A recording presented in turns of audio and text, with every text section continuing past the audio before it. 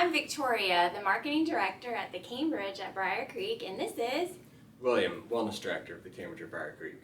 And today we are starting our first of monthly wellness webinars with William, and we will be going over some different topics that we can share with you to be healthier, to strengthen, maybe exercises, just different interesting topics to kind of share in part of our optimal living philosophy. So today we're going to be talking about intuitive eating. So William, what is intuitive eating? Good question. Thanks, Victoria. So intuitive eating is a response to diet culture. Some might call it an anti-diet, something that gets away from what we've been taught or what we've learned in terms of maybe having good foods or bad foods, or what we need to eat versus what we can't eat. So it's kind of getting away from that, and it's really listening to your body, honoring your hunger, and just a return to kind of that normalcy of what your body wants. I definitely don't have an issue with honoring my hunger.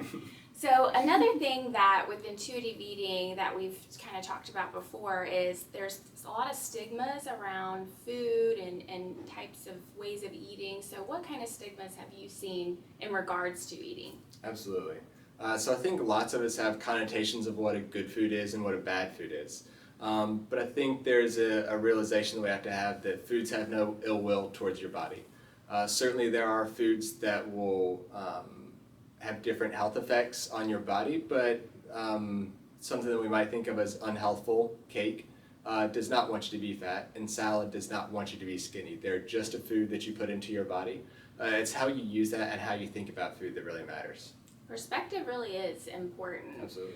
So one of the things that I know I struggle with is when I am getting full, I don't stop eating because I do enjoy that cake or ice cream or pizza. So what tips or things would you suggest to really be mindful of in acknowledging when we're full?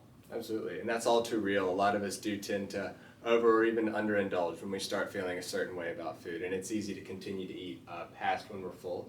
But your body has natural cues and things built into it that are going to tell you when you're hungry, but also crucially, there are signals that your body is going to send you when you're full. So it's important to slow down, be mindful of what you're eating, really experience the food that you're eating with all 5 of your senses when you can. And try and take away distractions from when you're eating. So putting down the phone at dinner, not having the TV on, going something like that. Really slowing down, enjoying a food is going to, number one, increase your enjoyment of the food. And then two, it'll lead to a more healthful approach to viewing food, and it can kind of course correct for overeating or undereating. So any other kind of final thoughts that you would like to share on intuitive eating for our listeners before the holidays? Yeah, absolutely.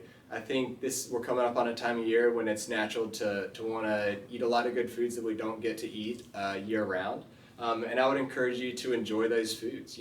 Don't feel bad for eating fried turkey, or don't feel like you have to get greens instead of sweet potato casserole. If you want a food, I would encourage you to eat it and to have some of it, but also listen to your body when it's telling you that you're full and have the self-control to be able to stop, because once your body is full, you don't need any more food, which is hard because we've learned not to do that, or we've learned to do the opposite and kind of restrict ourselves. But it's important to enjoy yourself because we're humans and we like good food. We're not machines that need inputs in order to do our daily tasks. So. Well, thank you so much, William, for sharing that. Now I don't feel as bad about having a lot of gravy with my stuff in. So I'm excited to share some more topics, and our next month we will have health trackers and wearables will be our topic to kind of educate people on what those are and how they can benefit us. So we will see you next time, and happy Thanksgiving. See you then.